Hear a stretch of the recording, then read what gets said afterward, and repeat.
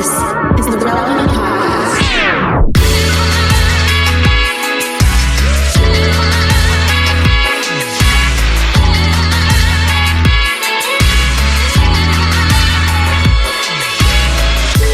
What is up, everybody? You are listening to the Relevant Podcast. It is episode 1020. That's right. You heard it right. 1020. My name is Jesse Carey.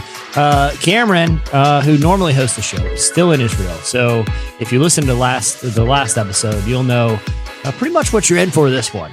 It's a lot of hot takes, and there's no rules. Once again, while the cat's away, the mice are at play here. And introducing them today, here with me, is our good friend, Emily Brown. Emily, how's it going? It's going good. Excited for this insane podcast. Oh, yeah, as you should be.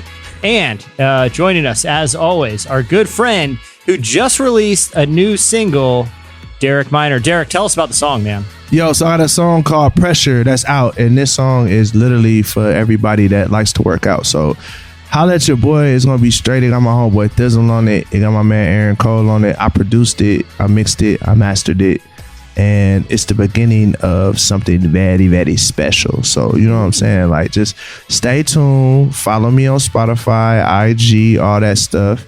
Y'all get the y'all.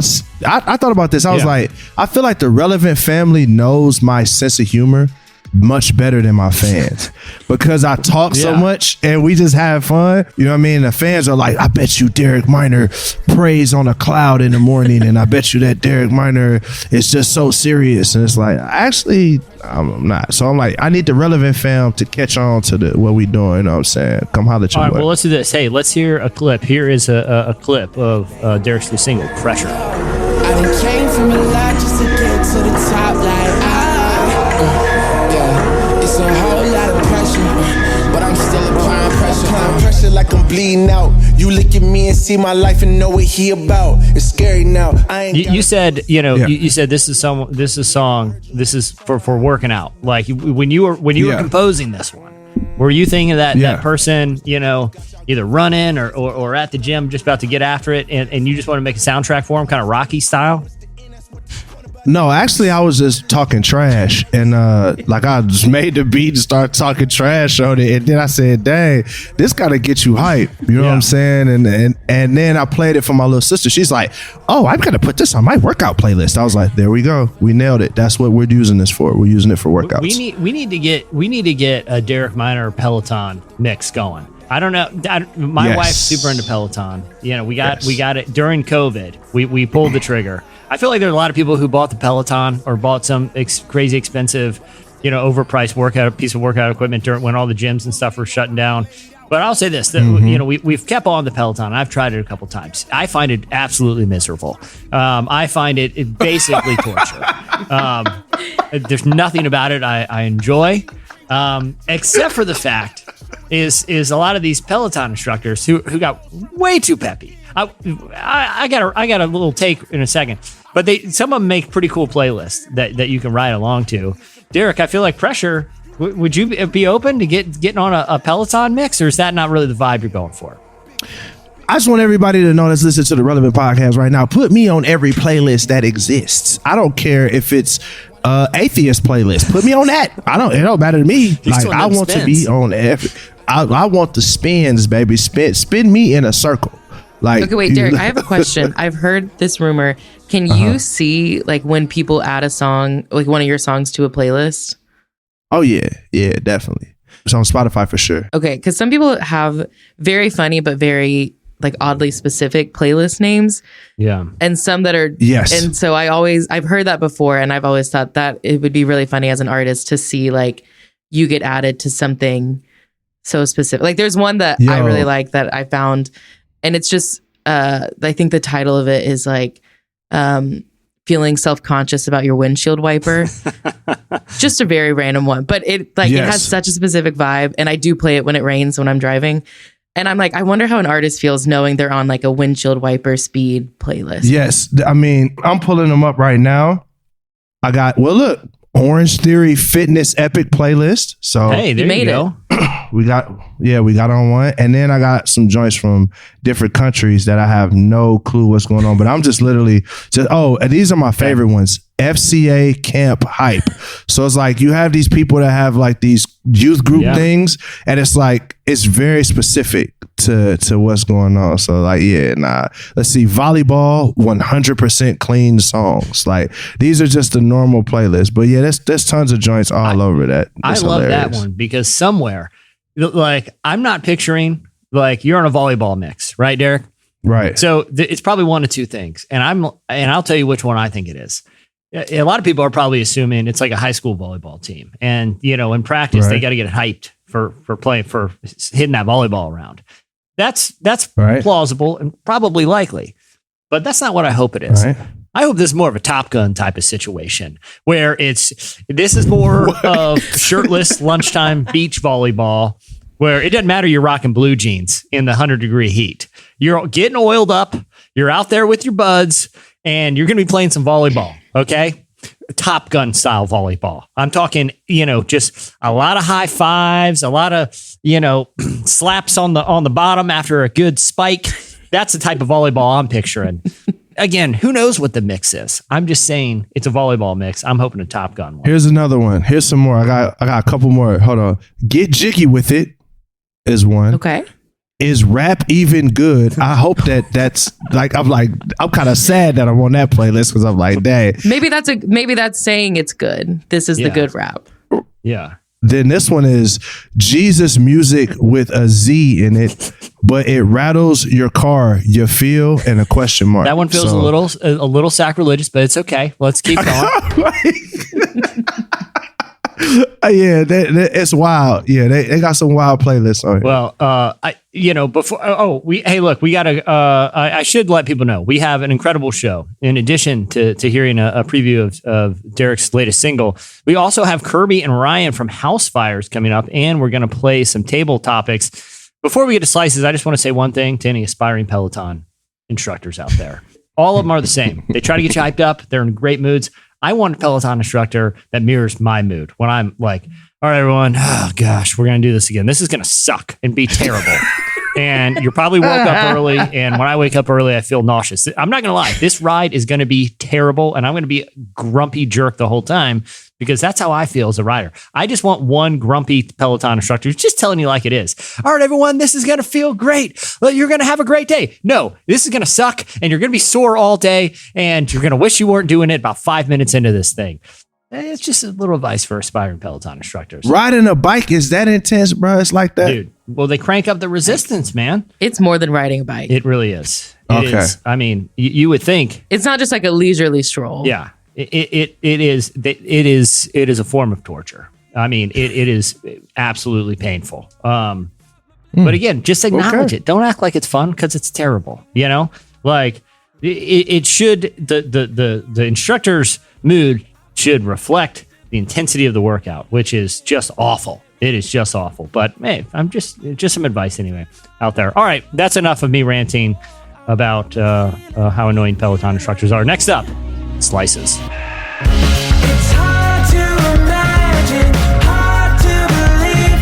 Can this really happen? Are we just a dream? I feel like I'm weightless, I've lost gravity. It's hard to imagine, it's hard to believe. 4th of July, your blue and bloodshot sparkling eyes look towards the symphony. You're listening to Bad Sons. The song is peachy. I'm not saying that as an adjective. I'm saying the song is literally called peachy, though it is peachy. Today's podcast is brought to you in part by Mercy Ships. Globally, 5 billion people lack access to surgical care. In sub-Saharan Africa, there's only one surgeon for every 200,000 people.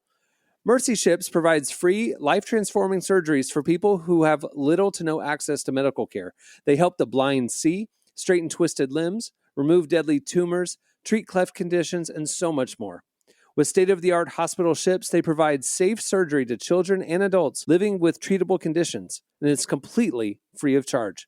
They do all this work with an all-volunteer crew of professionals who donate their time and talents. Surgeons, stewards, nurses, engineers, and more make the world a better place.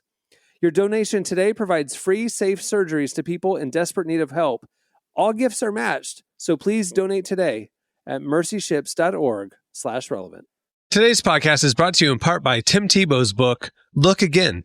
Have you ever wondered what would change if you truly believed you were infinitely valuable to God? In his New York Times bestselling book, Look Again, Tim Tebow reveals the powerful truth that when we learn to see the image of God in every person, including those we struggle to love, everything changes. Tebow shares incredible stories from his work with people the world often overlooks, and it will challenge you to stand up to the lies, rediscover the worth that everyone has, and impact the world for good. Find Look Again by Tim Tebow, available now wherever books are sold. All right, it's time for Slices. Usually I go first, but Emily, I'm going to kick it off. I'm going to kick it over to you. What do you got for us today? Okay. I want to talk about one Rainn Wilson. Everyone knows him as Dwight Schrute from The Office, but his official name is Rainn Wilson. Although he has now said that he has decided to change his name to bring more awareness to climate change. So he is now going by the name Rainfall, Heatwave, Extreme Winter Wilson. Yeah, run that back. I'll say that one more time. Rainfall, Heatwave, Extreme Winter Wilson. He's really just trying to fit as many kind of climate change disasters in it.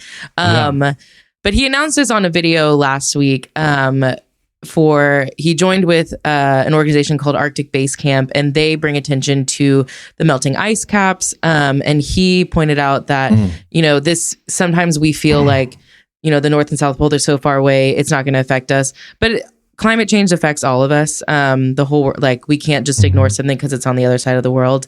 So he wanted to bring awareness to this. And, he's a public figure. I love when public figures do weird, very random things to bring attention to causes. I think it's so funny. But I do think it really helps because, like I said, no one's checking in on the North Pole. Well, maybe kids are checking in on the North Pole this year. But other than that, no one's really wondering what's going on there. So I think it's funny that he's doing this. He has not legally changed it, but he also said that he has considered it. So, we'll see if he goes by Rainfall, Heatwave, Extreme Winter Wilson. So this isn't illegal. He's just saying, I'm going by this now. I mean, I guess it's still, it's better than throwing tomato soup on a Picasso painting or whatever, people have been doing. I feel like climate change activists always do the most random things, to get people's attention. It's very weird. It's like, bro, I would want to hop on the wave with you, bro, but you just threw a can of Campbell's soup on a Van Gogh painting, and Van Gogh ain't do nothing to nobody.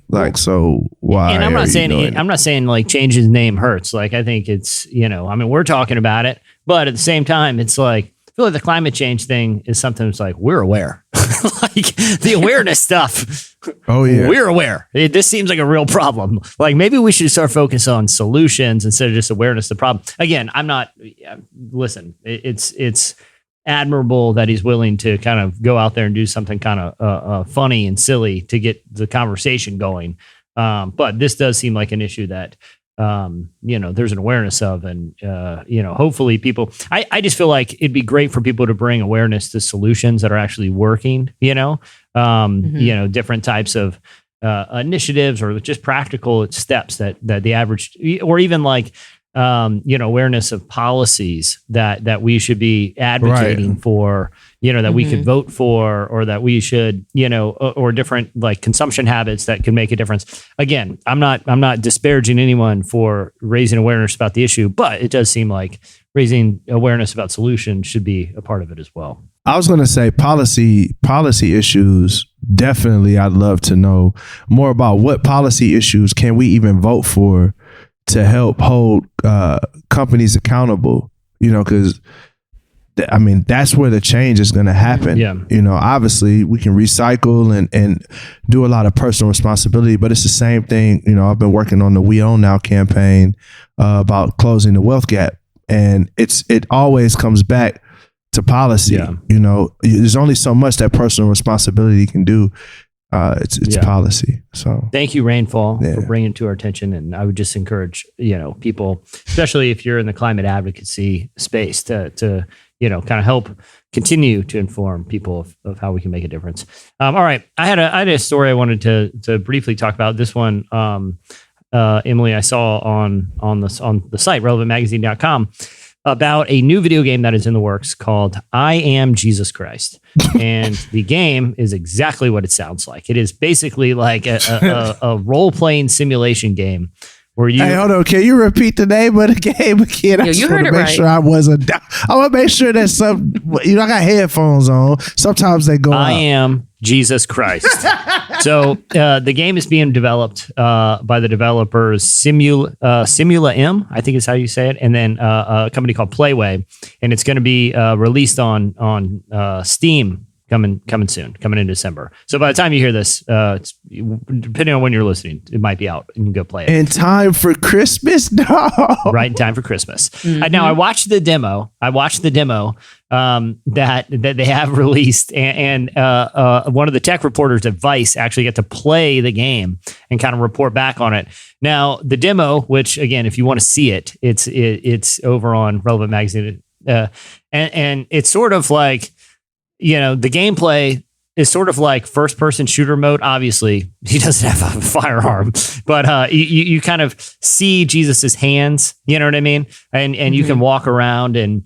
You know, so the idea is that you can go and sort of like perform miracles that are in the Bible. Now, according to the game review that ran in Vice, you know, when you are Jesus and you encounter someone in the Bible, for example, someone at a wedding who has run out of wine and just has a big jug of water, as you encounter this person and you can, you know, I guess there's some sort of like Holy Spirit power you're dipping into to perform the miracle. Y'all going to hell. The actual Bible verse reference shows on the screen of where this miracle is in the Bible, so you could cross-reference it. Right, y'all going to hell. And some of it, they get pretty creative with, like when you go, you heal. Like there's a kid that you can heal that has a sickness, and it's like evidently some sort of virus in his blood. You actually go according to the review, you go like Magic School Bus style as Jesus, and you enter the bloodstream, and you diffuse the virus. And the kid gets healed. Bro, y'all going to hell, See, bro. Here's the thing. Hey, I hope they make a lot of money, bro. Because There's a whole fishing scene where padlock on the gates. Here's dog. the deal. I actually think, look, man, if it's simulating things that are in the gospel, and you know you're not taking too many liberties, what's the harm? Like, I feel like, hey, look, man, if people don't know some of the nuances of the story of Christ. And these are, you know, the game depicts interpretations of what the biblical accounts of what Jesus did. I'm not a gamer, so I can't really like speak to it. But like, I think, hey, man, it's another way to at least introduce people to Jesus. Derek, you're not feeling this. No, bro. No. First off, you know, I haven't not seen anything, Emily. So I need y'all to just give me a yes or a no to this. Jesus is white, is he not? All you can see is on his the hands. Game? Is they white? Let me before I speak out of turn. Okay, Emily, I'm gonna look it up. Okay. First of all, we know Jesus white, so you already got a strike against me. We know in this game, not in real life, but we know in this game, Jesus may be close to Olive, but we know he don't have no minority hands. We know for sure he don't have minority hands. That's number one. Number two, the internet was not invented when the internet and technology wasn't where it's at when the commandments was written. But I feel like we can file this under don't make any graven images. I feel like we can file this under that. Like the digital image is very similar. We're supposed to be imitators of Christ. Yeah. You my baby just delete everything on my screen and just get up off of this podcast. To answer your question, it's hard to tell because in most scenes his hands are glowing with power. Like he's like, no, real talk. They're glowing. So they could be any complexion. I don't know. But stop playing. Right, so with I'm me, pro this bruh. game. I'm pro. Derek seems anti. Emily, be the tiebreaker. What do you think about I Am Jesus Christ? Y'all going to hell. I will not be playing it, but I don't know. I think it is very cheesy, probably borderline heretical. What makes it heretical? The Magic School Bus part feels We don't know how. I mean, I have a pretty good guess that is not how Jesus was doing it when he was alive. I mean, we don't know how he, he was Jesus. He could see, he knew exactly what the ailment was, and he cured the ailment. Sure. We don't. I'm just saying, like, what's fundamentally, hey, what's fundamentally different than a video game depiction of the acts of Christ versus like a movie or a book? I'm watching the trailer, bro. They going to hell, bro. I think I'm just curious, like, because it's a simulation, can it go wrong? Like, can you do something to where... Can you go rogue? Oh. Yeah, that's what I want to know. Like, can you make it to where Jesus doesn't? Because I think it goes through his, or at least to his crucifixion. Do you make what happens if you do something different? Like if you don't heal someone, or if you don't go to this city? Like, I'm curious, how do you stay on track with the Bible? And can you go rogue? And that when you go rogue, that's my concern, is how rogue can you go? Have y'all played GTA 5? I don't know about 5, but I played a lot of GTAs over the year. So GTA 5, the thing that this is what's going to happen. Mark my word. GTA 5, you can hack the game and literally create all kind of different like little things. Like they put Freddy Krueger in the game and some more stuff. Like this is what's going to happen to this game. They're going to have Jesus doing the most, I'm not even going to call this person Jesus. We're going to call him Jesus. They're going to have Jesus out here doing the most disrespectful stuff of all time. Like the memes that are going to arise out of this game are going to be so blasphemous and heretical. They're probably going to be funny too, but this does have good meme potential. It's definitely big meme potential. There's certainly meme potential, but I also think, again, and we can move on after this, but I think, look, God has pretty thick skin and he's got a sense of humor. Like, I think, I don't think he's getting too upset about people making, funny memes out of a video game based on his life compared to, people manipulating his name for like political power or to, steal money from people. Like, right. I think on the spectrum, I think it's better to have stuff that keeps Jesus in the pop cultural zeitgeist, even if it's a video game or a meme. I think it's better that he's out there and part of our kind of collective consciousness than it being I'm saying us, not people on this podcast. I'm saying culturally too precious about even mentioning his name. Because like I said, I'd rather him be a part of the conversation than be not present in pop culture. But this could be the wrong take. You said Jesus said all press is good press, huh? It ain't hurting. I don't see it hurting. He's pretty well known. He's got a lot of press. All right, we gonna see. Oh, gosh. Before we get in trouble, Derek, what do you got? I don't want my Xbox to catch on fire, so I'm not playing this. Y'all got it though, but I'm not playing it. But Jerry Springer. So for those of you that didn't grow up as a millennial like I did and didn't get exposed to some of the most ratchet things on the planet during the daytime, I mean, Jerry Springer literally had anything you could think of. It was the biggest freak show on television, and it was on prime time television. He has apologized for saying he says he thinks he corrupted the culture. And my response to that is, you think? Like, dog, like literally Twitter is Jerry Springer.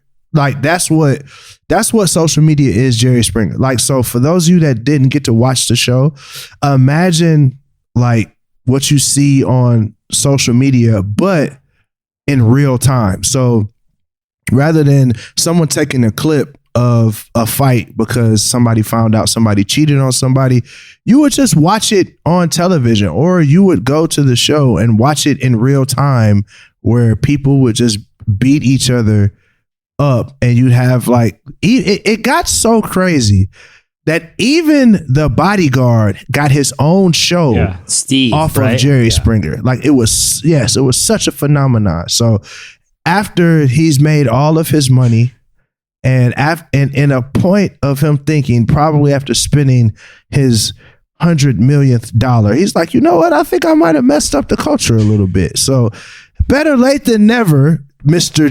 Jeremiah Springer. Very late, better late than never, but thank you for at least apologizing. There's probably some think piece in there waiting to be written about how the rise of the Jerry Springer show, which to your point, Derek, really sensationalized, just immoral behavior and really kind of, encourage people to behave in ways that, look, we're just objectively offensive, right? Like, people fighting each other, accusing each other of infidelity, just terrible stuff. I don't know if it was the linchpin for sort of, not even just what we see in social media, but even just the era of reality TV where watching housewives throw mimosas in each other's faces is like, passes for primetime entertainment. I don't know. It's interesting that Jerry Springer kind of has put himself into the conversation that the show might have been a linchpin, but at least to your point, at least he's acknowledged it. And, hopefully, that era we're kind of slowly moving away from, but they just made a video game of Jesus. We ain't going nowhere but the opposite direction. Yeah, exactly. Do something productive with your time, people. Do something productive. We don't need another Jersey Shore reunion. Okay. We don't, no more Love is Blind or whatever shows you're watching. Ooh, we just might play need more that Love Jesus is Blind. game. Just play that Jesus game. No, Love is Blind, too stressful, man. I'm not a fan. Cole and Zay, man. What drama? What drama? All right. Well, that is it for this week's Slices. Be sure to head over to relevantmagazine.com. You can check out more. There's tons of news stories like this every day. All right. Next up, Housefires joins us. I like to hide in the bathroom parties, yeah. Drunk people make me nervous, I'm sorry, yeah. Well, I just wanna be out, but I don't wanna be out. So I like to hide in the bathroom parties, yeah. Same since graduation, being social makes me shy. Makes my heart have palpitations, but I still want the invite so that I can decline. And sometimes I force myself to. You're listening to Winnetka Bowling League. The song is I Like to Hide in the Bathroom at Parties. Today's podcast is brought to you in part by John Mark Comer's book, Garden City, a book that speaks to the tension we all feel between work, rest, and purpose. The New York Times best-selling author John Mark Comer takes us to the scriptures to identify what it really means to be human and flips the script on the idea that who you are matters, not what you do.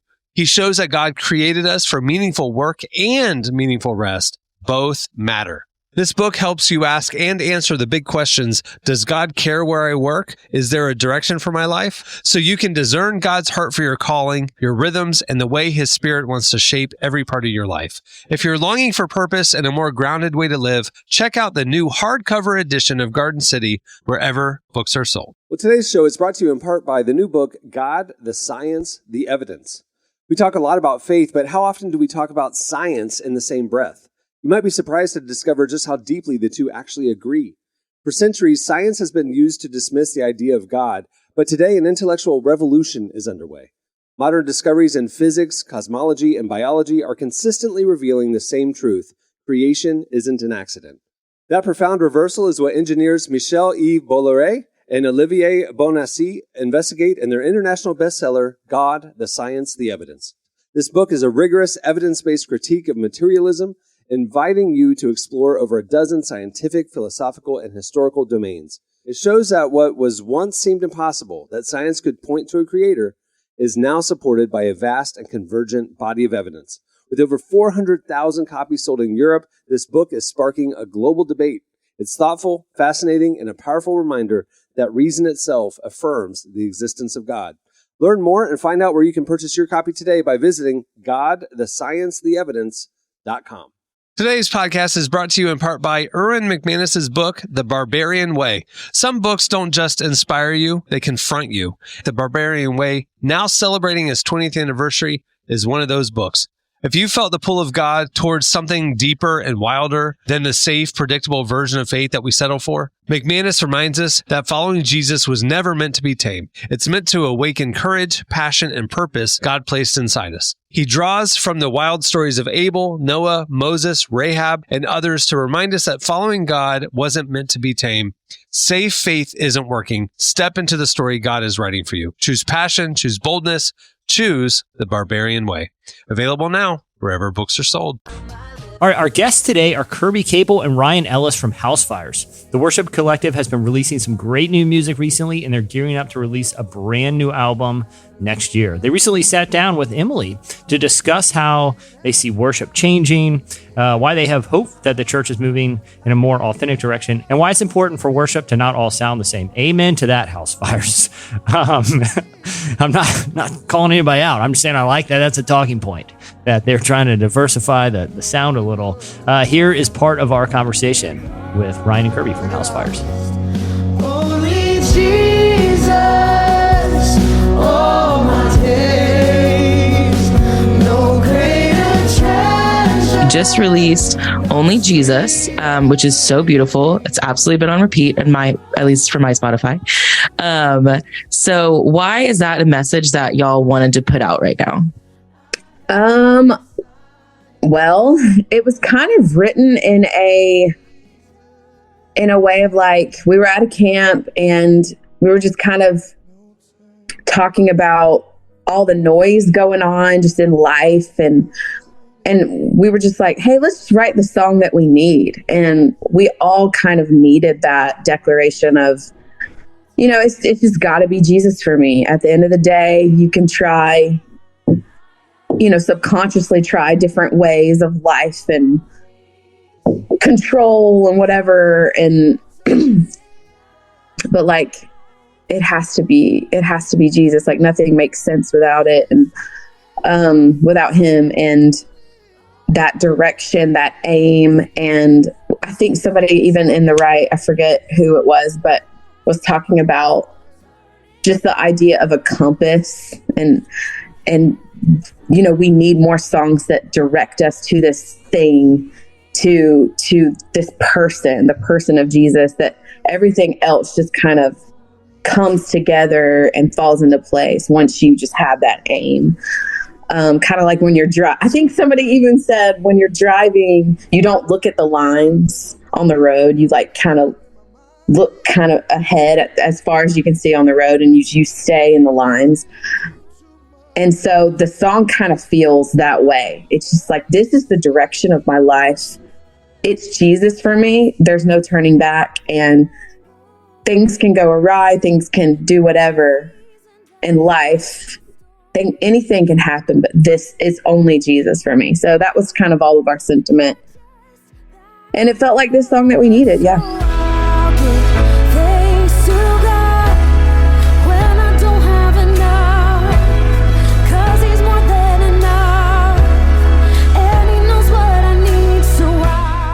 What are some ways that we can make sure that we are only focused on Jesus or setting our eyes on Jesus? You know, like we all have an idea of like, oh, God is faithful. Like with me, with music, Kirby with music, with friends, with family, you have to have a narrative of what God is saying over your situation so that you can know what to be reminded of. That's how you keep your eyes on Jesus. You keep your eyes on Jesus as the man, but then you also keep Jesus as like, God, what are you doing in my life? What have we talked about? What is this? Because it's a personal relationship. It's not just about reading about this man, Jesus, on the book. It's about how, you know, does this even translate into my life? Because what he was saying, what Jesus was saying is, I and the Father are one. Me and the Father are connected. And that's the relationship that I have. That's the relationship I feel like Kirby has. I feel like that's the relationship where we have as a collective, Housefires, you know. And so for me, keeping my eyes on Jesus is knowing what he's saying over my life, knowing what he's said, and then being disciplined about what that looks like. Getting up early in the morning, meditating, you know, you have to be consistent. I think that's the core of what I'm trying to say. Holy, holy, here with me. resurrect my eyes to see. Y'all have been in the worship landscape for years now. Where do you see it going and how do you see it changing? You kind of mentioned you think things are about to change. What do you think it's going to look like? Or what do you hope it looks like? We can do that too. Yeah, I mean, think about this. You have the Kardashians, you have Kim, you have Kanye West, you have all these celebrities, right? And these people who are actually and the reason why people love them is because their stuff is all out there. Yeah. They got no shame, none. Right. I would say that most Christians probably walk in the most shame out of everybody. We're trying to cover up. Everything is good. We're all good. Or we can't go to church on Sunday, or we can't preach on stage, or we can't sing this worship song, or we can't have an affair and then go back to our church and keep preaching. Look at all these homies, Carl Lance, look at all these homies. Everybody that was like a tribute to like where we're at in Revelation, and then they did one thing wrong and then they just canned them. Because it's based off of performance. And I get that you have to be in a certain place if you want to lead, but like, lead what? You know what I'm saying? More churches, more establishments. Like, we're talking about just it was all about revelation. It was all about ideologies and love. And now we have these corporations and brands, and you can't stand the brand because this group of people don't, you know what I'm saying? Like, yeah, you be surprised what you can get away with out in California that you can't get away with in Alabama just because of the cultural difference. But that can't be it can't be the say all because, you know, the main streaming or the main album buying or the main is this type of ideology when that's such a small idea compared to what the rest of the world is encountering. You know what I'm saying? Mm-hmm. So it's like, I think where worship is going, I don't see it lasting long the way that it is. I think people need to understand that God moves in waves. Jesus was here for only 3 years, and we've been doing church the same for how long? You know what I'm saying? So I think that we have to understand where people are at. We have to meet people more where they're at. That's a deeper conversation. You know, I think a lot of movements have tried, and different movements have tried to be, you know, empathetic and show love. But there's a love movement that needs to happen. A love movement, you know, people getting loved on, people like understanding what that really looks like without a militant agenda behind it. Not because you want them to go to heaven, not because they're going to go to hell, but just because I just love this person. Love like this, love like this, love like this, love like this. I'm never known a love quite like this. I'm never known a love quite like. Well, speaking of new music, I know y'all have a new album coming out. So what can we kind of expect to hear from that? Are we going to hear some of that originality and lyrically vulnerability and stuff?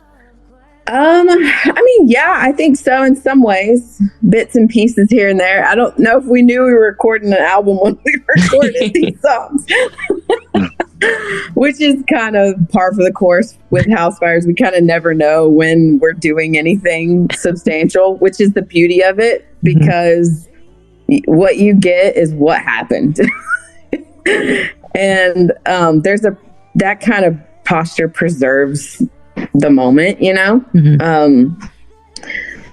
So we were like, oh yeah, this might be an album. This might be just like stuff for socials. We didn't know. We were like, at least it's going to be for content for socials. That's what we knew. At least it would be that. So we, you know, just got together. I just had a baby. So I was like, it was my first time leading worship since having a baby. And, so I felt really vulnerable. Yeah. That, you know, those nights were really, really awesome. We had some great flow moments. I think the most of the vulnerability that Ryan's speaking to probably comes out in those moments, you know? And I mean, you know, and Lean on the Lord comes out Friday, and you listen to the lyrics of that song. I mean, it's exactly what Ryan's talking about now, you know, like things don't make sense. One thing's for sure. I mean, it is like there's a basic message in there, but if you let it actually get into your life, I mean, you don't sing something like that unless you've lived it. And that's been our story. It's been Ryan's story, you know, and it still is our story. You know, that like this thing that we're a part of, this thing that we believe in, this kingdom, Jesus, God, Holy Spirit, this we've built our lives on this and we're kind of not going anywhere. And no matter how hard it gets, and it gets hard, it gets dark, and it gets weird and sticky and messy because people are involved. And maybe this album is dipping your toe into some of those other things that we want to dive into. Lean on the Lord, lean on the Lord. Some things don't make sense, but one thing's for sure. When I lean on you, Lord, lean on you, Lord. All right, that was Housefires. Next up, table topics. I've been down, I was at the streets, always I've been fire.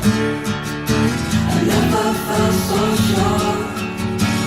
You're my Christmas tree, you're my midnight star. Always I've been fire.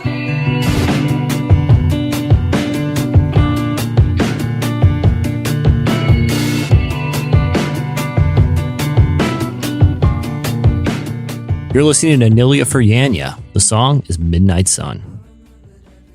All right, we only have a few more minutes left in today's show. We packed a lot in. But before we go, it's always fun to bust out the table topics. These are little kind of icebreaker cards that Cameron has carried with him for years, and they spark interesting conversation. So before we close out to the show today, Emily, throw a couple table topics at us. All right. I got some good ones, I think. I think they'll have... I'm curious to hear your thoughts on this. Okay. Number one, which one is cooler, dinosaurs or dragons? I mean, I think we covered this last week. As soon as dragons enter the equation, anything becomes not cool. Okay, there's nothing not when a dragon shows up in a TV show or in a book, I'm like, oh gosh, this is getting to deep nerd territory. Dinosaurs, on the other hand, sweet. I mean, dinosaurs never not been cool.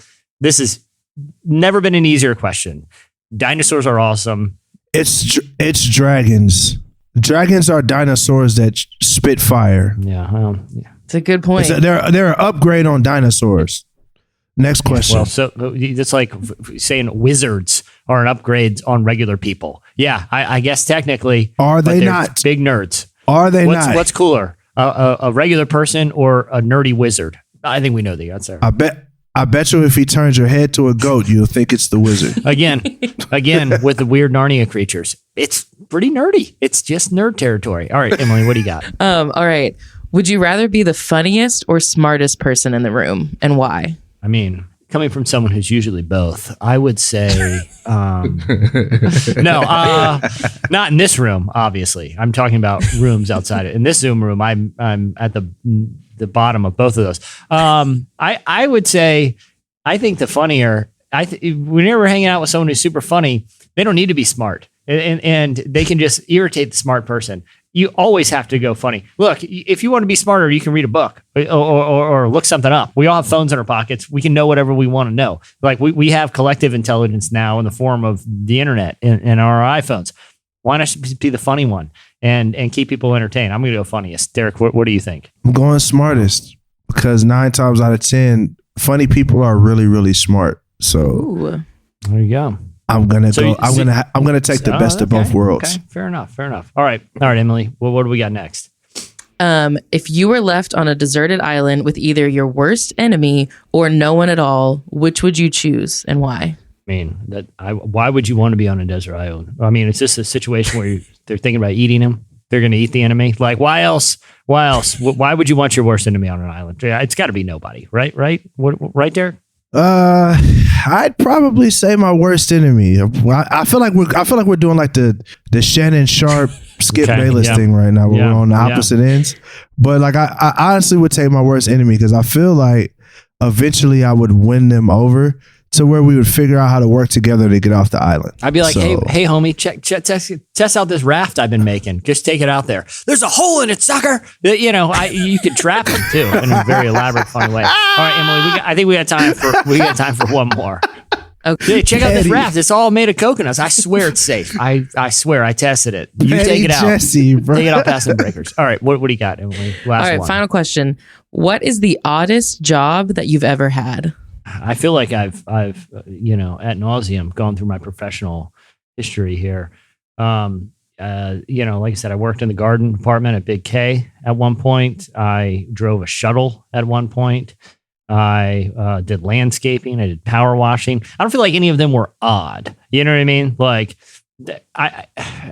it's tough. Like, none of my professional experiences really jumped out to me as like odd or strange.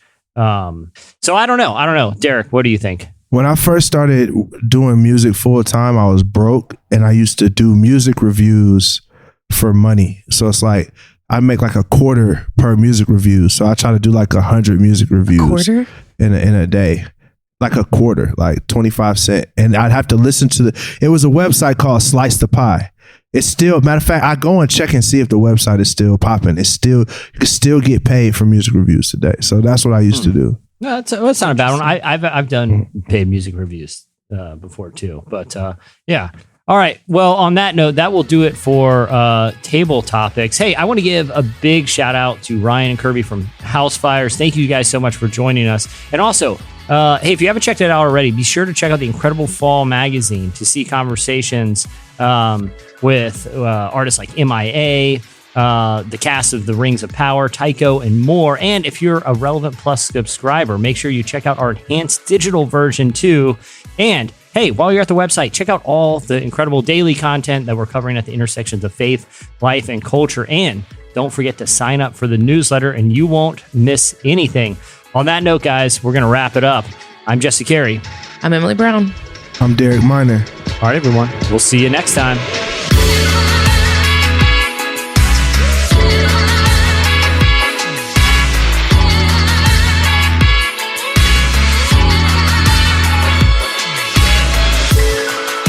Thanks for listening to the Relevant Podcast.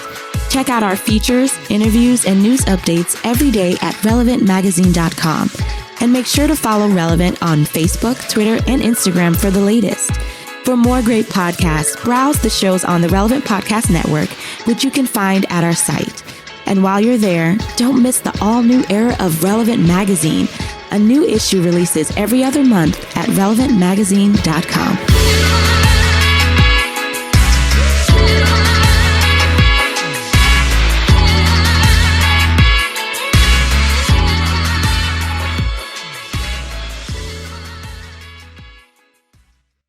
That one feels a little sacrilegious, but it's okay. Let's keep going. Relevant Podcast Network.